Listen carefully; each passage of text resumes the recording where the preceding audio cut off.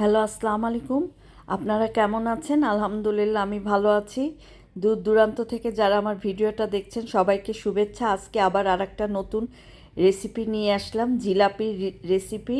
Instant কীভাবে জিলাপি বানানো যায় সেটা আজকে আপনাদের করে দেখাবো। চলুন দেখি। এখানে আমি একটা চুলার মধ্যে হাঁড়ি বসিয়ে নিয়েছি, 2 কাপ চিনি দিয়ে দিচ্ছি। আমি শিরা করে নিব আগে। আর এখানে 1 কাপ পানি দিয়ে দিলাম,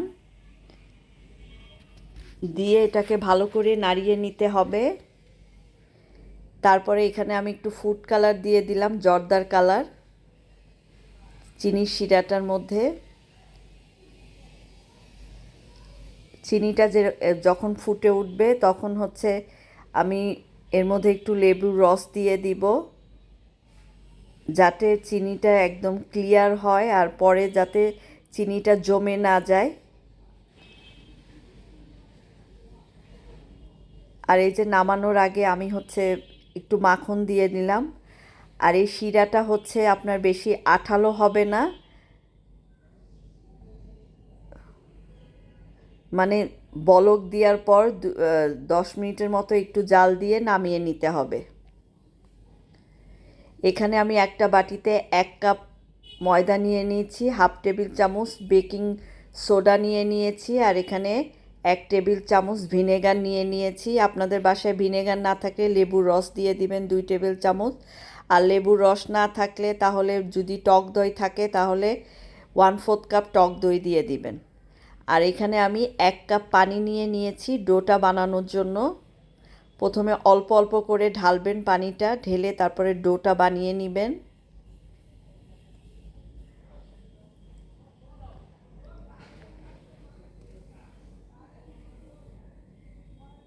এটা আপনি একটা মেহমান বাসায় আসলে ইনস্ট্যান্ট বানিয়ে খাওয়াতে পারবেন।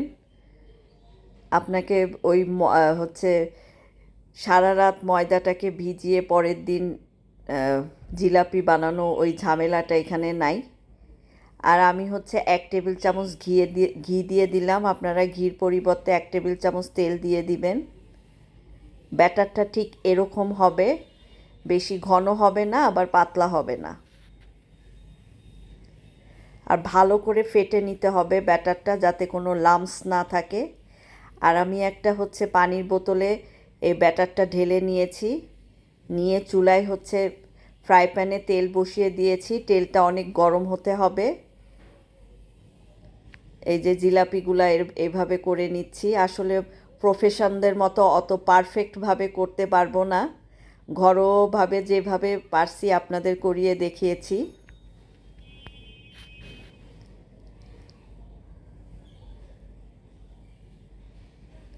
কিন্তু জিলাপিগুলো আসলে মুচমুচে আর খুব মজা হয়েছিল। আপনারা বাসায় ট্রাই করবেন।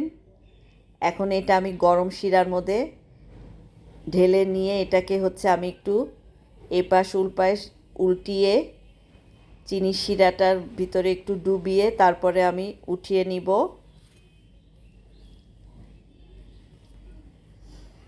এই যে দেখেন, আবার তৈরি করে নিচ্ছি। আর আমার চ্যানেলের রান্নাগুলো যদি আপনাদের ভালো লাগে, লাইক কমেন্ট শেয়ার করবেন, সাবস্ক্রাইব করবেন। আমার নেক্সট ভিডিও দেখার আপনাদের আমন্ত্রণ রইল।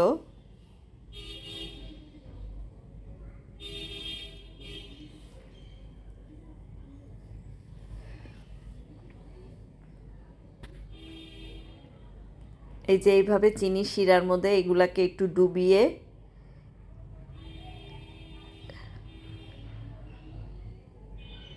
তারপরে উঠিয়ে নেবেন। তৈরি হয়ে গেল আমার স্ট্যান্ড জিলাপি রেসিপি।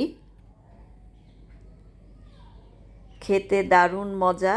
এই যে দেখেন, অনেক মুচমুচা হয়েছিল। আপনারা বাসায় অবশ্যই ট্রাই করবেন। আল্লাহ হাফেজ।